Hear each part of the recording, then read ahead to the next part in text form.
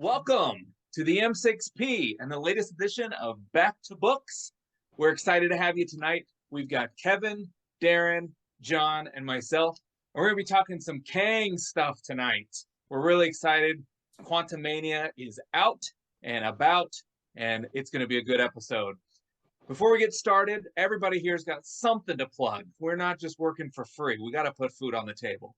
So I will plug the M6P. You can check us out at them6p.com on Facebook, Instagram, YouTube, all the socials. Just do a quick check for the M6P. And as well, the marvelousbox.com for $25 every quarter. You get over $100 worth of Marvel graphic novels shipped right to your door. That's the marvelousbox.com. Darren. I also, too, would like to promote the marvelousbox.com. You know, for those of you who have been following them, M6P for some time and get the Marvelous Box, it's a great deal, especially these days in the current inflated prices. Excited about that. I also own Michael Web Solutions. You know, we've been helping out with the M6P on the business side of stuff here and there over the years. So that's what I got to plug. Wait, how about Mr. Optophobic? So I would like to plug Hydro Man Ran. It's a YouTube channel that I started with my cousin, and we talk about movies and video games.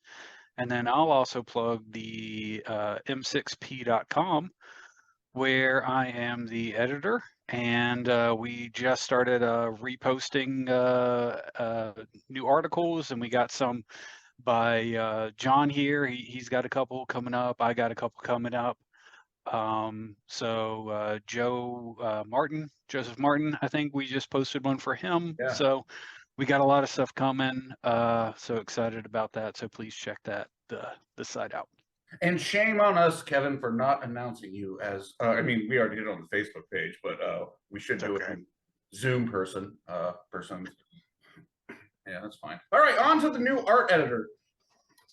Oh, hi. I'm John. I do the little doodles you see on the M6P. Happy to be part of it. That's all I'm plugging. I'm just part of these guys, riding their coattails as far as it'll take me. But yeah, I enjoy the M6P, writing the articles for it, drawing the pictures. Superheroizing is a verb, noun that I just made up, and all of my favorite people here. So yeah, check that out. And if I get anything else to plug, I'll let you know. But at this time, that's it. That's all I'm doing, and that's enough. Well, before we get started, Darren's gonna run our show. But John, this episode was kind of your idea. So why don't you tell us a little bit about what we'll be talking about tonight, and kind of what your thoughts were with this idea for this show. Well, my thoughts with this idea were to do something Kang centric, since he'll be introduced very shortly, or maybe by the time this is out, in Quantumania. So we talked back and forth. I just read and really enjoyed the Kang miniseries by, I think it was Colin Kelly's the writer on that one. I think that's his name. And that's the newer book. Then we talked about, well, what would our viewers most enjoy, and can kind of wrap them up and be maybe a more classic Kang style story. And so we went back to the Avengers Once and Future Kang that was originally printed in Volume 1, issues 267 to 269. It's written by Roger Stern and drawn by John Buscema or Buscema. I've heard it pronounced both ways, and I don't know which is correct because I never met the man. But yeah, that's what we're going to be talking about. It's a great story of classic Avengers tale, and it does give a lot of background into Kang being Immortus, being Ramatut, the divergence of Kang, and all of the different Council of Kangs. So that's what we're going to be talking about today. Those three specific issues that are Kang centric in the Avengers. Awesome. Great, Well man. said. Darren, why don't you kick us off? Let's go. All right, first things first. Wow, that was confusing. Sure, I understand the historical significance of Kang to the overall Marvel universe and everything, but it was written very well, but it was still so confusing at times. I mean, they're pulling tricks on you the whole series, even up to the end. Maybe that was why it's so unique and cool, though. At least for me, I'm still debating, did I like it or not? But like, well, I love all three covers. 67, 68, 69, Steve Buscemi. Yeah, that guy. No, John Buscemi, sorry. I really enjoy his artwork, and that's why I kind of like I bought this this summer actually. I was telling Jared, I was like, oh man, I think I have 267. That'd be a good little plug. But yeah, I just that art, it's so great. It's just like iconic at this point. Like, so what do you guys think? Did you think it was confusing, or what are your thoughts in regards to that?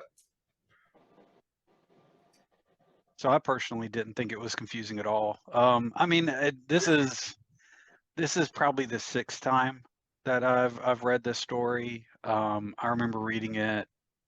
I think a friend of mine had these issues back when I was a little kid, so I did read them back when they first came out. Because I think I was about 6. I think these came out when I was about 4, so they're a few years old. First time I read them. And so I mean, I've collected them. I had them and sold them, and now I have them digitally on Comixology. That's how I read them this time. I mean, I've read them multiple times. I really enjoy this. I mean, this was like my introduction to Kang. So yeah, for me, his entire history is convoluted and complex, and that's this is a really good introduction to that complexity, I think, because it only gets more complex after this story. It gets, yeah, once you start getting in the Young Avengers and whew, it gets really complex then. But yeah. I'll say that starting the story off with this page, I knew it was coming. I knew it. it Yeah, was great. we all knew it was coming. Yeah. So I read mine with the Marvel Epic Collection. It contains those 3 issues, so that's how I read mine.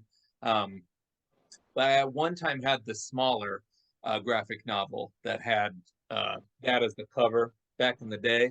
And I read, gosh, it was probably like when I was in college, and I just kind of skimmed over it and didn't really enjoy it. So I sold it, and then I got it again.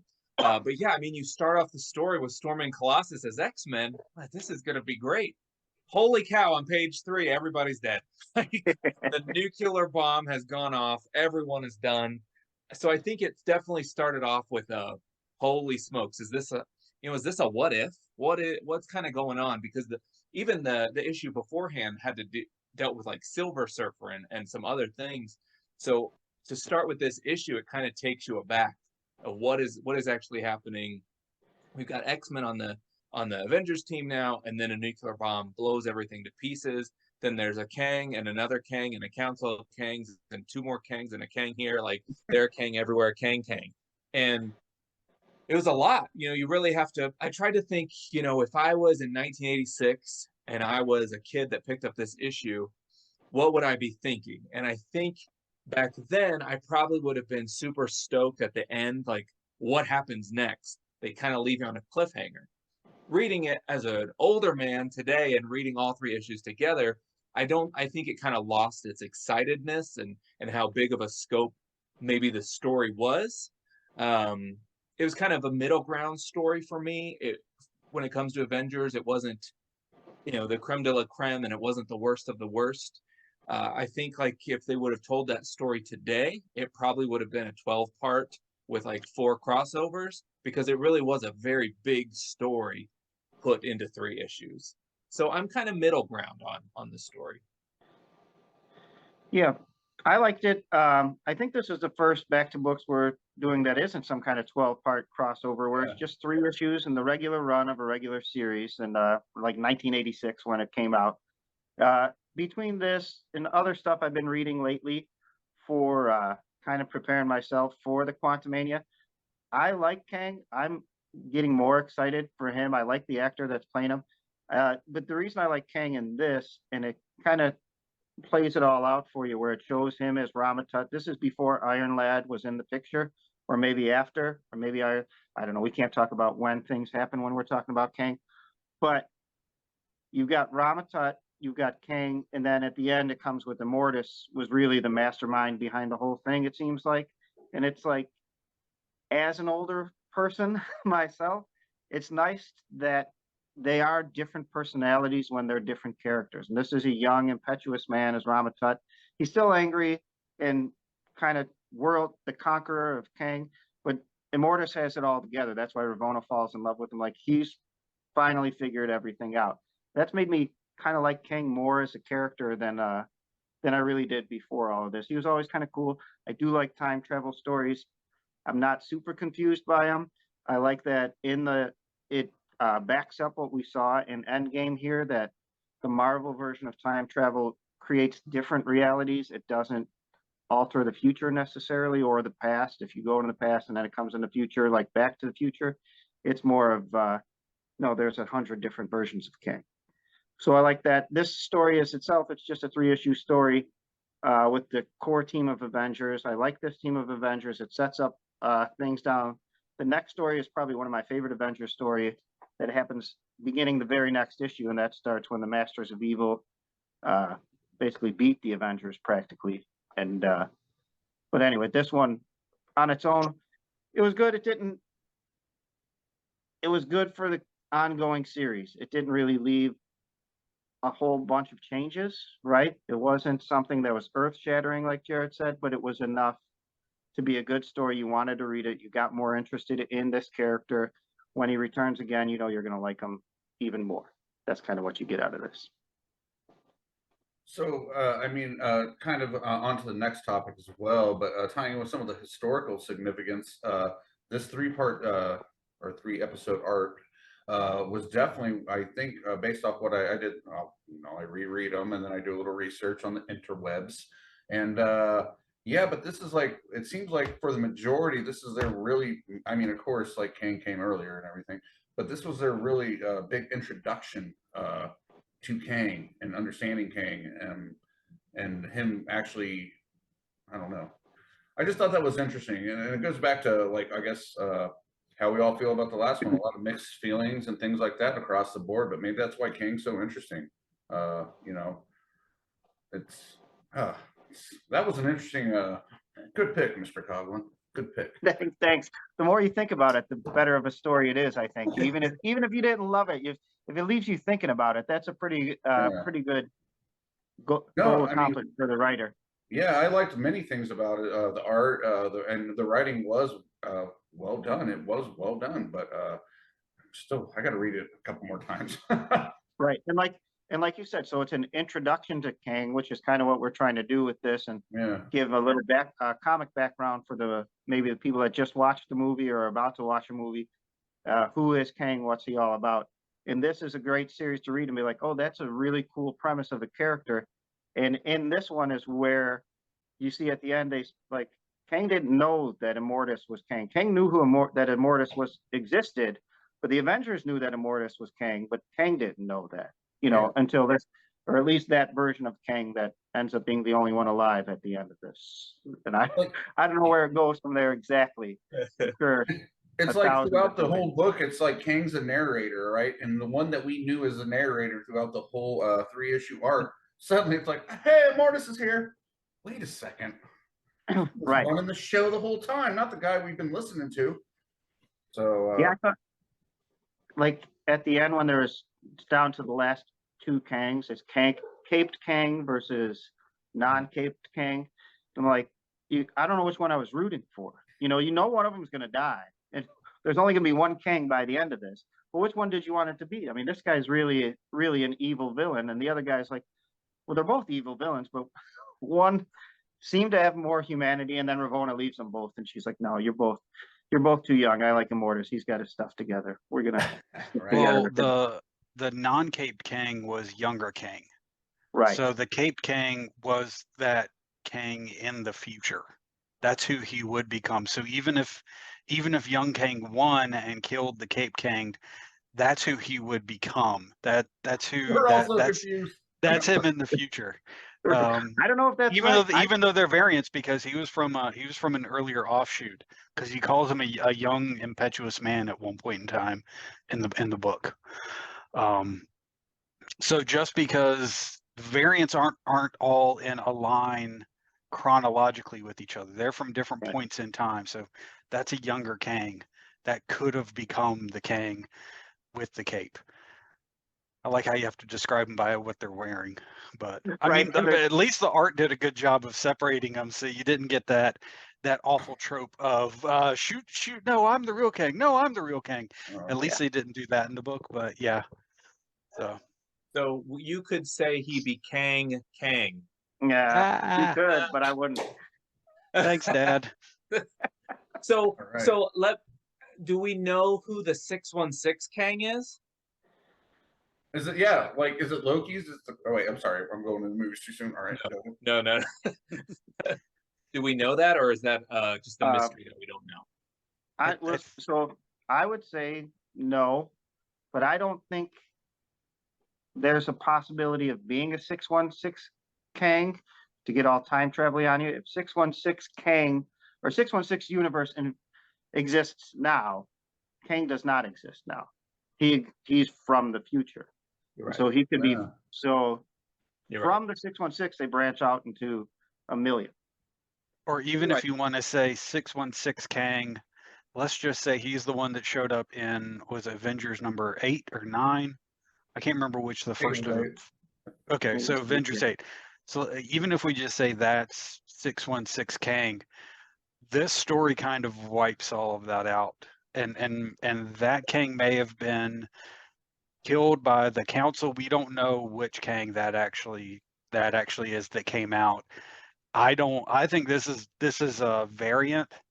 This is probably the most powerful Kang, and he's the one that got out because this is the Kang that survives this is the one that eventually leads into Kurt Busiek's run of Avengers. And there's, Okay. I mean, I think that is like a 12 arc series where Kang conquers. He Right. actually conquers the Earth. That's a really good run. But Right. That's a good one with Alan Davis, did most of the art on that one, or the first half of it or something. And then, but in this, they said they were both, so both of those Kangs did meet the Avengers. They didn't diverge until after the fact. One of them, I think, was fighting Thor, and with Loki, maybe, I didn't read that one, but somehow he discovered Limbo. Like Loki was always hanging out in Limbo a lot too. So he discovered Limbo, he discovered Immortus's thing. And that's why he's the one that lived, because Immortus wanted him to, and Immortus wanted him to discover all that. So he's actually manipulating things even far beyond the future from Kang. so he may not be 616 Kang, but he's probably 616 Immortus. If you wanna, Right. yeah,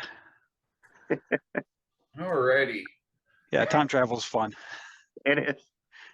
Just like they can use Kang as a reset button to fix any other mistakes. Drives me nuts, both in comics and movies, and we'll see that in the movies too, I'm sure. But anyway, so favorite moments. Okay, I'm gonna get one. Obviously, we are Doom fans here, and the whole little, Kang's telling that story about Doom and everything, and like he's trying to size up Doom, and he's like, "Oh man, this is like a dangerous dude. Like I better be careful about him." So he's trying to be sneaky around him. What a testament! I always thought when Doom shows up, there's no wrong, pretty much, even if it's just like a little backstory, a few panels and things. I thought that was great. That's my favorite moment. I don't really have And any. that's an interesting moment because if you contextualize it in the issue that had occurred, which was giant size, or it's like, was it annual number 2 or giant size Fantastic Four number 2? I can't remember which one it is. Kang basically convinces Doctor Doom that they might actually be the same person. And it's not Kang at that; it's actually Ramatut, right? So Ramatut convinces Kang that they're the same person, and he likes his armor so much that that's kind of why he dons armor himself, because he's like, oh, that guy's, yeah, maybe I shouldn't wear a 2-piece bikini and a weird hat. Maybe I should probably be wearing armor like this guy too. So Right. That's what I was my looking for. Is those old issues used to have like the asterisks, and it would tell you where it happened. But in the Epic collection, there was no. I don't know if it's in the real issue, but I was like, this seems like a pretty big story that I should be able to go back and check on. It does have the asterisks for other stories. Yeah, it did. Yeah. Because it has it for the Avengers where they're fighting the Space Phantom, and it has one other footnote in there somewhere. But it doesn't have that one because I double checked that too. I thought that was weird. Yeah, I kind of thought it was cool seeing the Dire Wraths show up. They were more of like a ROM Space Knight villain, and I know there's all this stuff with the copyrights, so you don't always see them too often. So I thought it was kind of cool to see them. I know it's probably cliche, but my favorite moment was what I said at the beginning. Like, it was Well, really cool to see Storm and Colossus, but then like that nuclear explosion just, holy cow, that threw me, and we're off to the story. So I really thought that was sweet. Good stuff. So a quick little tie-in back to the when I unboxed, because I was like, "Oh wow, I need some props for this show.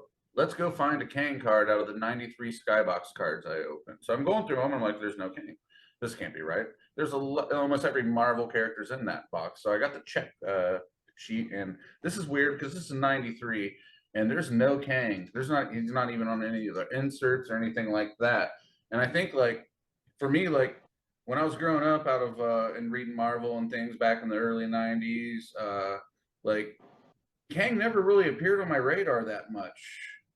So like I feel like this three issue arc was very important, but that was a little before my time.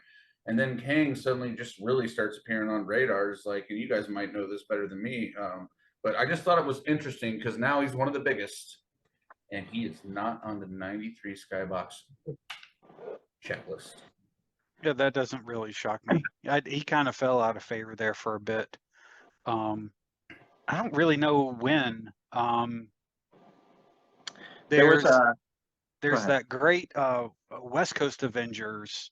I guess that's Ramatut too, but there's a really great West Coast Avengers issue a few years after this in the early '90s, I think, or maybe it's late '80s, and it ties into like the first appearance of Ramatut in Fantastic Four, and it ties into Doctor Strange issue, which also tied into the original Fantastic Four appearance of Ramatut. But that was kind of the only, when I was growing up in terms of like modern books that I was getting off the spinner racks. That's the only one that had anything Kang until I want to say maybe it was Busick's run.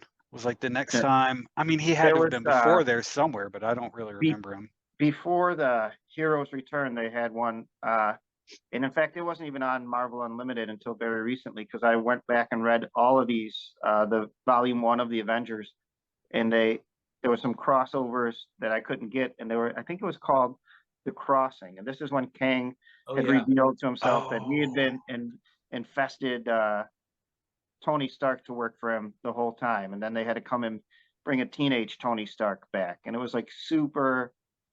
The X-Men were obviously the most popular comic at the time, and Spider-Man were the only two books Marvel was selling, like outselling everything else. So they tried to get, I think Mike Diodato was the artist there, and they just took half the clothes off all the girls and doubled the muscles on all the guys.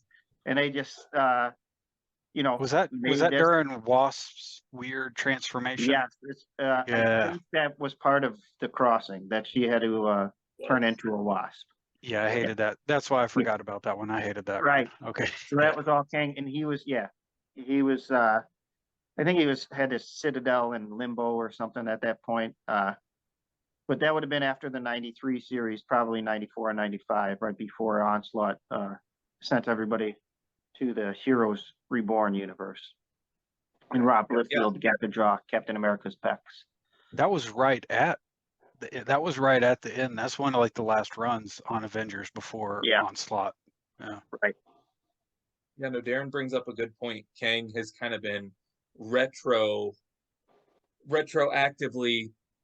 put up as this huge Marvel character, this huge Marvel villain, where, if you draw up your top 10, top 20 Marvel villains, like Kang probably isn't up there, and I think a lot of it had to do with, like the '90s and even like the late '80s, like your appearance was very important.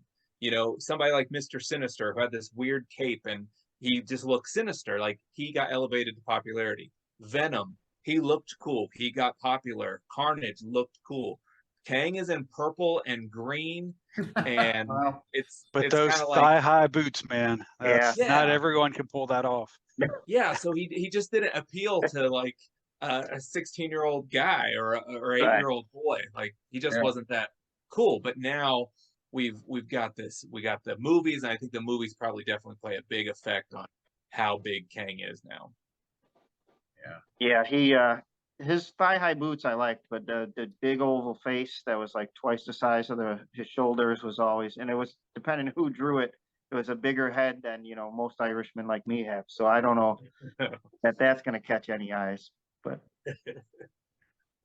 All right, so before we dive into what we think is going to happen in MCU with their Kang, the ending. So like, there's so many different story arcs throughout all the different, and some of the ones we've discussed on Back to Books. It's just like, oh, they get us at the end. Let's erase all the stuff we read up until the end and just change and like Maximum Carnage on the last one. They just reset all 13 issues in the 14th one, and it's just like, well, but the difference between that one and this one, though, is I think that they sold it much better, and it actually was integral to the story. At first, I was like, should I be mad that Immortus was actually running the show the whole time? And I was like, no, they did it well. I thought so anyway. That aspect, that's one of the things I did enjoy. I don't know. What are you guys' thoughts on that? I think I don't know. I like the ending of this. Like, one thing that I kept on thinking about this entire arc, though, was that this could have been probably a 2-issue miniseries, and you could have taken the Avengers completely out of it. Yeah. Like, they didn't need to be in there at all. Like, that was, I mean, those are my Avengers. I love that team. That's my Captain Marvel. I love Namor. Like, it's a great lineup, but you didn't need them in there. They really didn't move the plot. I don't understand where they fit into Mortis's and Kang's plan at all, really. It didn't entirely make sense.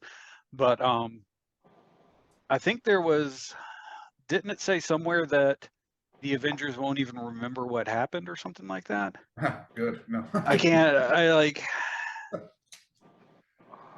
I don't know. I thought there was something there. I'm just pulling up the last few pages. I thought there was something in there that did kind of wash it away, where like the Avengers won't remember what happened in Limbo or something like that. But I'm not seeing that. Just reading it over this real quickly. But No, I think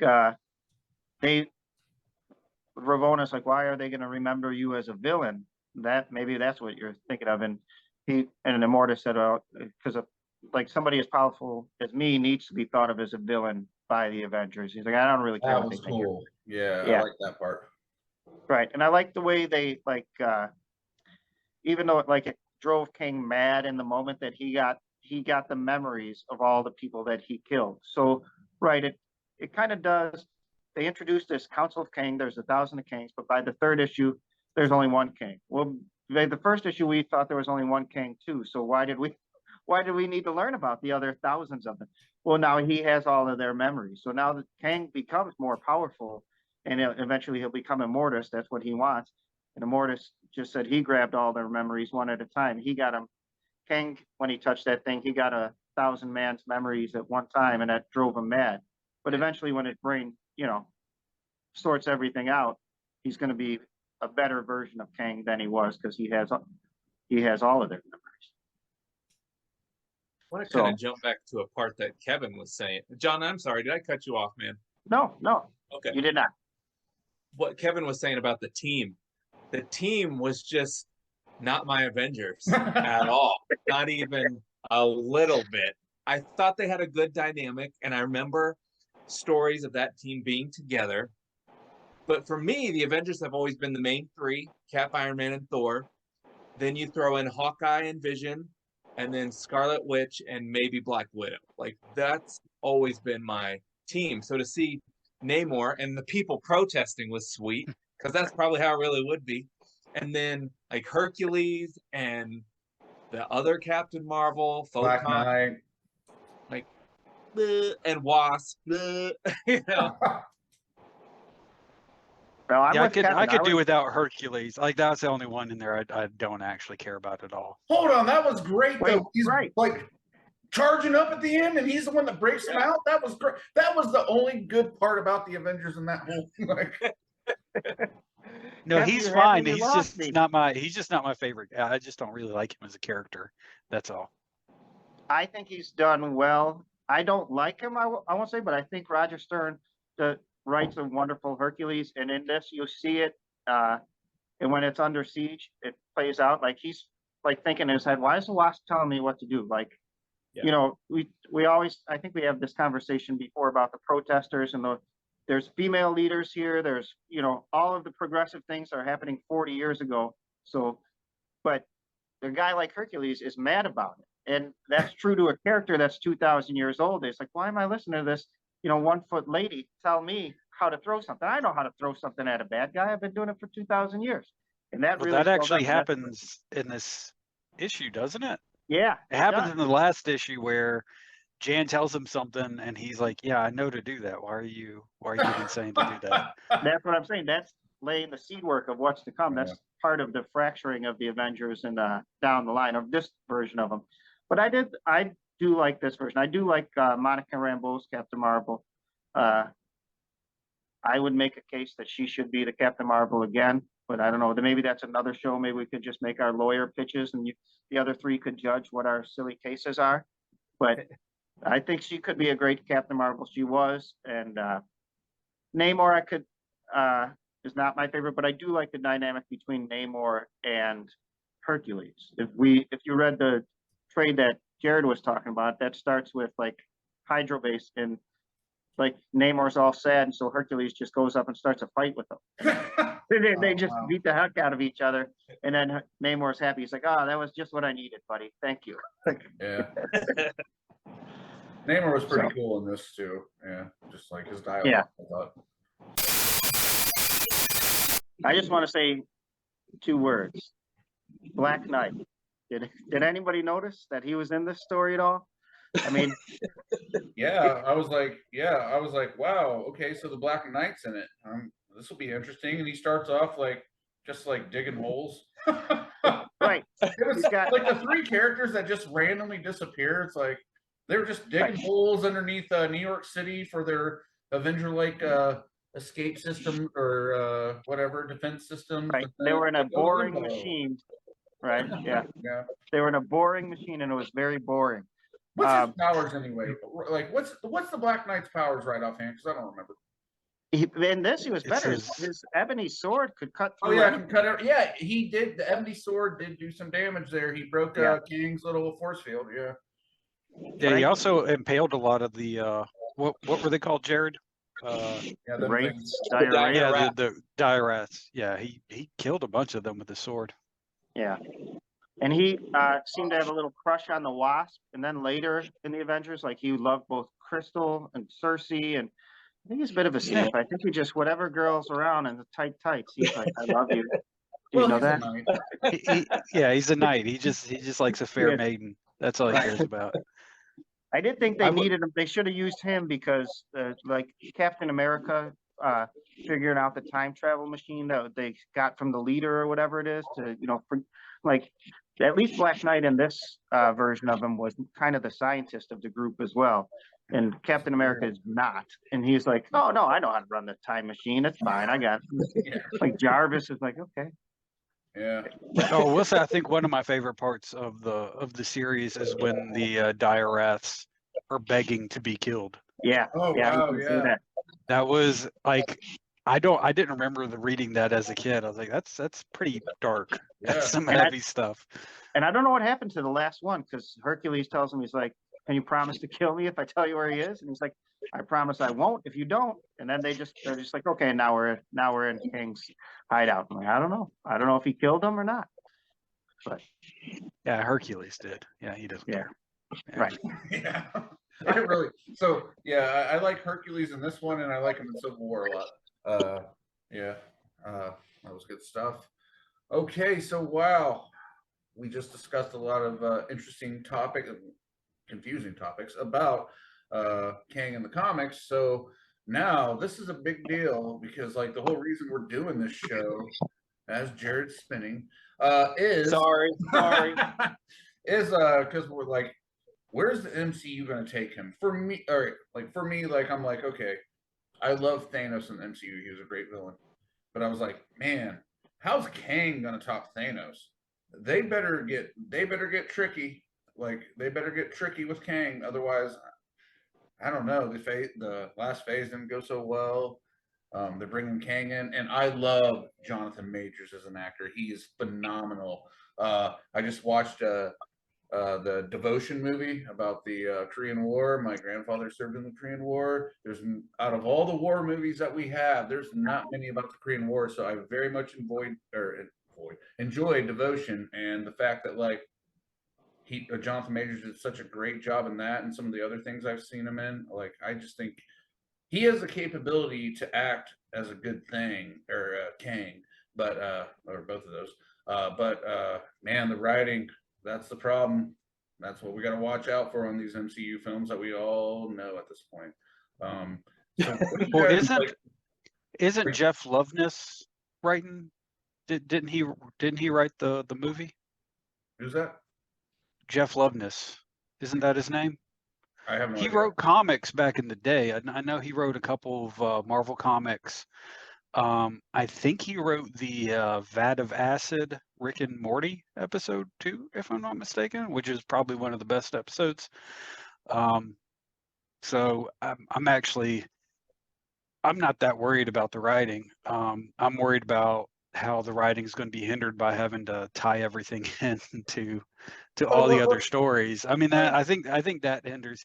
Definitely, some of the shows have been hindered by their writing, but I think like even for me, just recently watching the new Black Panther, I think it was hindered by having to tie into the multiverse or tie into the MCU instead of just being its own story and kind of standing alone by itself. So that's more what I'm worried about in terms of the writing than the actual dialogue, I should say. I mean, I think he did a good preview at the end of Loki, seeing how he performed. But in every interview, he said he's going to look different. He's going to speak different and act different because he's really going to take in those different versions of Kang. So I really don't know what to expect from this Kang. I think the trailer when he's like, ah, and he's blasting, that's what I want to see. If he does that Yeah. for like an hour, I'll be a happy man because I want to see. He was just so chatty in Loki. He's just like talking and talking, and then you think, oh, they're done, and then he jumps on the table and he talks more. So he's very talkative, and I want to see Kang in action. Right. Well, I think that's what Kang is supposed to be in this. And in Loki, he was even beyond Immortus. What did they call him? He Who Remains. Is that what his name was? He didn't have a name. He had a title, right? And that's like even beyond Immortus. Like Immortus, when he's old and crazy, is basically his version because he looked like he kind of had the Immortus robes without the cool hat, right? In Loki, anyway. And so in this, that's what like how I was saying. I like the different versions of Kang, and I think Jonathan Majors is a great actor to play those different versions. Right, to Darren's point, hopefully that all of the movies he's in, Quantumania looks promising. I don't know what's going to happen, where he's going to appear after that. All have good writing and all have consistent storylines. He can be a different character in every one of them.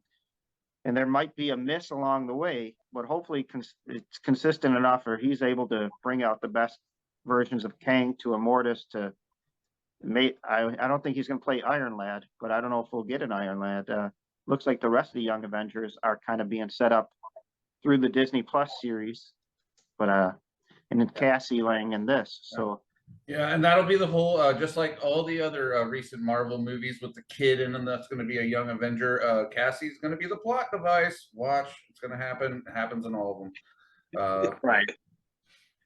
I will say Yeah, that my wife and I went back and watched Ant-Man 1 and 2 last weekend, and they hold up pretty well. And I think that both of those movies do a really good job of being their own movie, to like what Kevin was saying, but then also just enough that it ties in, but you don't feel overwhelmed by all the other stuff. Really, I mean, the biggest part that they tie in is at the end of Ant-Man and Wasp when he gets stuck in the quantum realm and everybody else turns to ashes. For the most part, you know, Ghost does her own thing, and and Ant-Man, and they all just do their own thing, and they're pretty funny movies. So I'm kind of got big expectations for this one.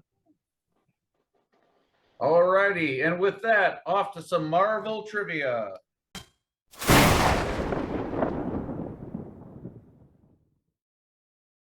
All right, we're gonna get started with some trivia. Now, typically we do trivia only when we do M6P versus MCU with this special handy dandy card game. But we're gonna bring the card game because we talked a little bit about the MCU.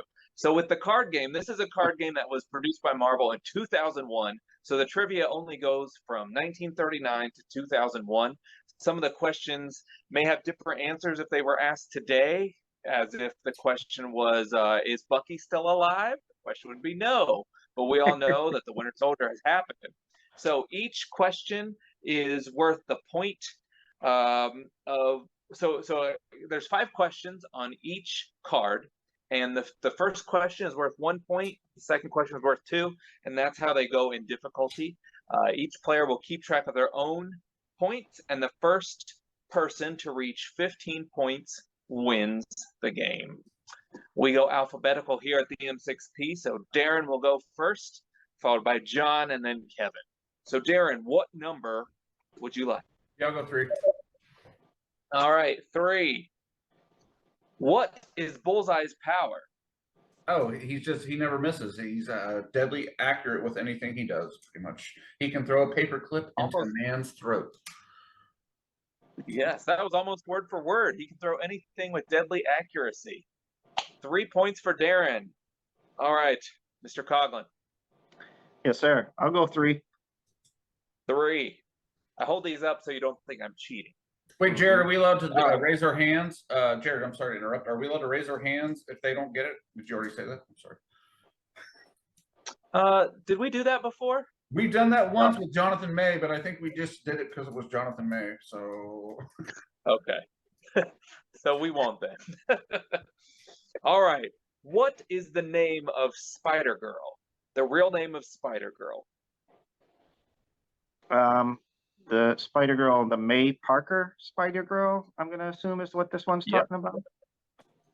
You're correct. 3 points for John. All right, Hydro Man, Rand. Let's have some fun. Let's go for 5s. 5. All right. What is Shard's ex-lover that betrayed her? Who is Shard's ex-lover that betrayed her? Is that Fitzroy? It is Fitzroy. Oh, wow. Good job. Oh, no. That's awesome, Kevin. I'm so proud of you right now. I just read the X Factor run where Madrix is in the future and Fitzroy's a character, so that's why it's like he's the only future character I can think of. So Yes. We're actually going to be doing a video about Shard. It's on the schedule, but just haven't got around to it. 0 views. All right. Okay. Yeah, we'll go 3. 3? Yeah. All right. Why couldn't Steve Rogers join the army? Because he was just a wimp. And he was dainty. Yeah. He had poor health, so we'll take it. 3 points for Darren. Same thing. All right, John. All right, let's keep going with 3s. 3. Which villain is a master of disguise? Well, there's the Chameleon. Oh, Is that the one they're looking for? I mean, there's a couple. That's the one they're looking for. How many points was that? 3. That was 3 points. All right, Kevin, are you going for 5 again? Yeah, let's have some fun. All right, I kind of had a feeling. All right. When Amanda Sefton was a superhero, what was her code name?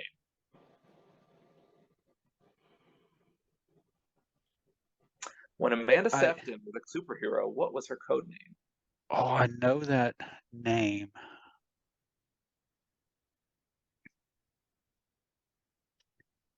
Is that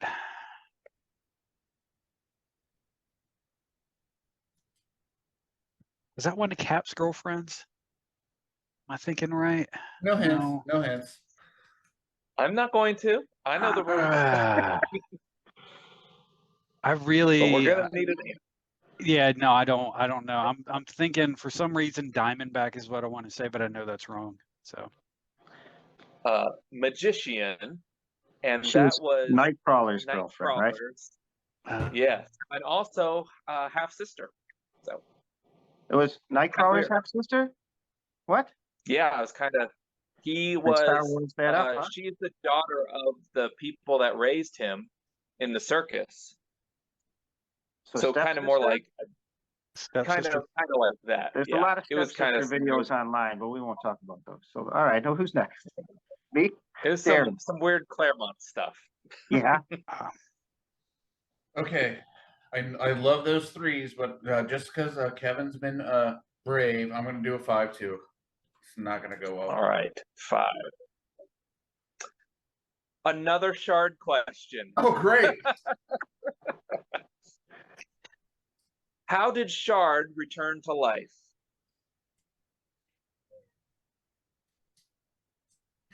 I'm trying to use See, context. I'm trying to use context clues, but there aren't many.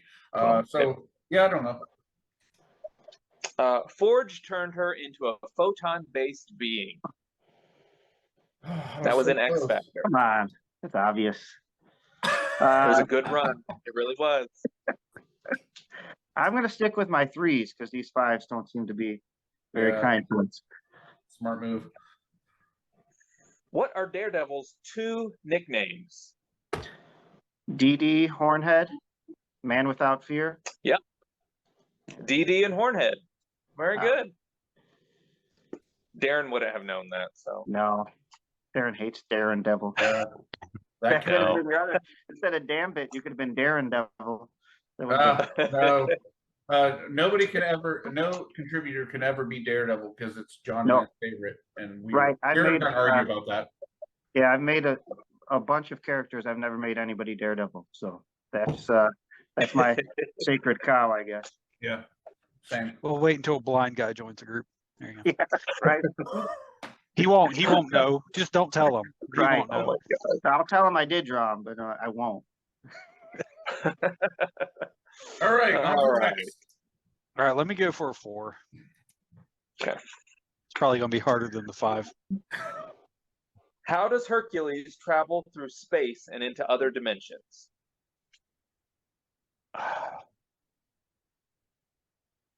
I've had this question before. You've asked me this question before. And How I does should- Hercules travel I through should know space it. and into other That's what you get for hating Hercules. Yeah. See what you did? His magic quaff. I don't know. A chariot drawn by enchanted Olympian horses. Yes. Well, that makes sense. Sure. All right, Mr. Michael. 3. I better go back to those. All right. What is Peter Parker's favorite school subject? Science. Science. That was a 3. I'll take it. All right, I'm going to stick with those threes. They've been good to me so far. Okay. Let's see. How fast does Iron Man fly? How fast does 2001 Iron Man fly? Mach 5, 6? Do I have to choose one? I'm sure. It's a Well, Is it's it- neither. okay. What? Supersonic. Yeah, it's supersonic That's my- before the movies. Yeah. Sure. What is that, John? All right. Supersonic. That's what is- Mach 5 is it- supersonic. Yeah, that's technically supersonic. So Yeah, but they Is didn't it? call it that in the books back then. I really don't know anything I about don't know. science, so I can't tell you. I don't know about You're no science, Peter so Parker then. All right. I'm just here to look good. I don't know. So I don't know. If you No, if you no, get the no, point, you should it's get fine. the point. No, I mean, no. That's good. You're good. I don't think I should get the points. We're good. he's gonna win anyways, probably. It's okay. No. Because I'm We're just all- gonna go for another 5 until I lose.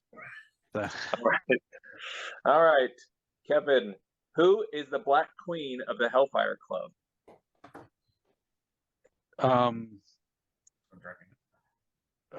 why can't I think of Madeline Pryor? Celine. Oh, Celine. That's what I get for not reading Claremont's X-Men run. Oh wow. Well, next time. All right, Darren. We'll go with the 3. Which of Daredevil's friends is a reporter at the Daily Bugle? Vineyard. Yep. All right, John, you can do this. All right, 3's where Daredevil seems to hang out. So let's try. Let's I'm try at another 12. 3. We don't want Shard and Hercules up by 4 and 5 over there. All right. Well, we do have another shard question. Honestly, No, come on, shuffle the deck. Come on, Shard should be 7. I hold these up here and shuffle them so that you can see. XSE was really popular in 2001. And that's the question. What does XSE stand for? Let me start. Xavier, is that correct? Yes. I'm going to say security. Yes. Is that correct? Enforcement. Yes. Enforcers. I'll give it to you. Yes. Very good. How many Thank points? you. 3. I think you Wow. won right there, right? Yeah. No, Oh, because I got one wrong. So I got 12. Yeah, I got 12 too. I got 1 wrong. So let's Right. keep conflict. And Darren gets to go first. Okay. It's Kevin's No, turn. I get another 5. Yeah. Yeah. I got to Yeah. lose proper. Come on. Right. All right, Kevin. Another shard question. Just kidding. All right, this one, we've had this one before. It should be like a 13, not a 5. Who was Sauron's childhood sweetheart? Ooh, I've never had this one before. I've never heard of either. Ridiculous. Is it Vertigo? Maybe. Tanya Anderson. Duh. Yeah, come on. What's your problem? I think she Oh, prefers Tanya, by the way. I've talked to her. All right, Darren. Okay, I'm 3 away. I'm gonna go 3. Go for 1. Go for 1. That's what Graham does. No, never mind. All right. So if Darren gets 15, John, you still get a Yeah, question. you guys still get a chance.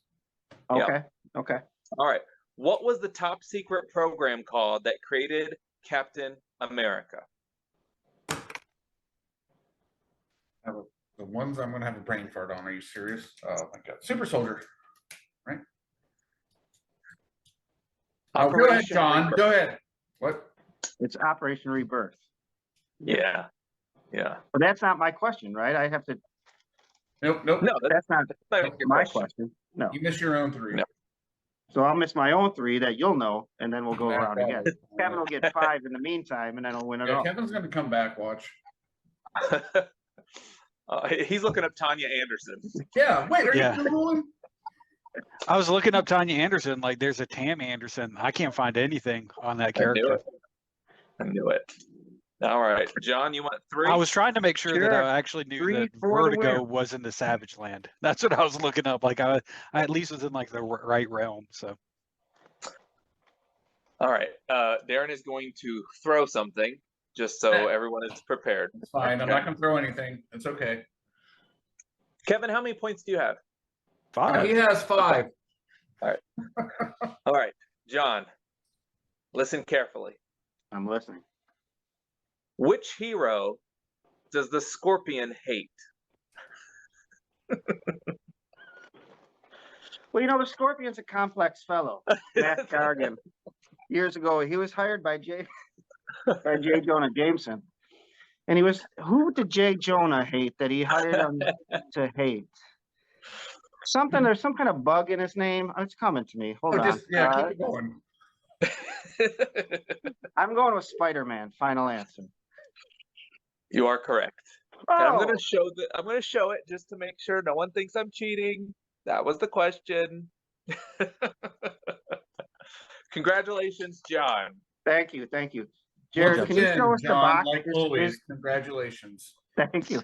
Is Shard on the box of your trivia? Is there a picture of Shard Yeah, there really is a lot of shard. Like Shard and Hercules on a chariot with some chick who's apparently named is Tanya. I lost the cover, but Oh, I no can't tell. shard. He's I got to be can't in tell there. if Shard's there. Nah, Shard's not there. Oh, good. No, Storm is, but not Shard. Yeah. Well, They that don't was even have fun, guys. Bishop on there. That was fun. Thank you for all for coming to the latest episode of Back to Books with the M6P. We will see you next time. Oh, until next time, make yours the M6P.